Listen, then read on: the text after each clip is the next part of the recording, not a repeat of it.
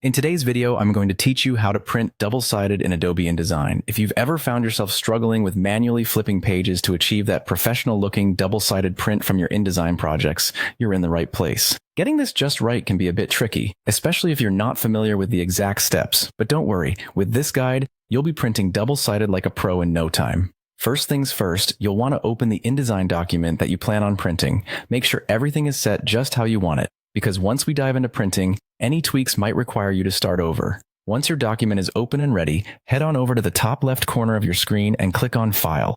From the drop-down menu that appears, select Print. Doing this will open up the printing dialog box where you'll have all the printing options at your fingertips. Now, one crucial step here is selecting the right printer. Look for the printer drop-down menu in the print dialog box and choose the printer you'd like to use.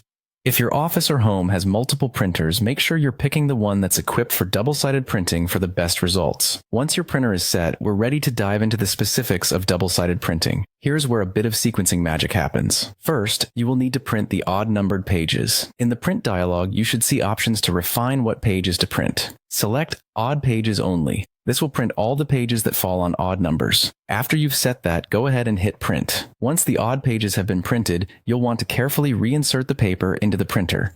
Usually you'll place them back face up or face down depending on how your specific printer handles paper feeding. With your odd pages done and reloaded into the tray, it's time for the even pages. Once again, go back to the print dialog and this time, select Even Pages Only. Hitting Print here will complete the second side of your document, giving you that neat double-sided finish. Before you hit print for the last time, make sure to review any other print settings. This could include scaling or quality settings depending on what you need for your final product. Finally, with everything set and double-checked, click Print to start the actual double-sided printing process. And there you have it, a complete double-sided print from your Adobe Indesign document. With these steps, you should be able to tackle any document that requires this kind of attention, all without a hitch. Thanks for watching, and happy printing.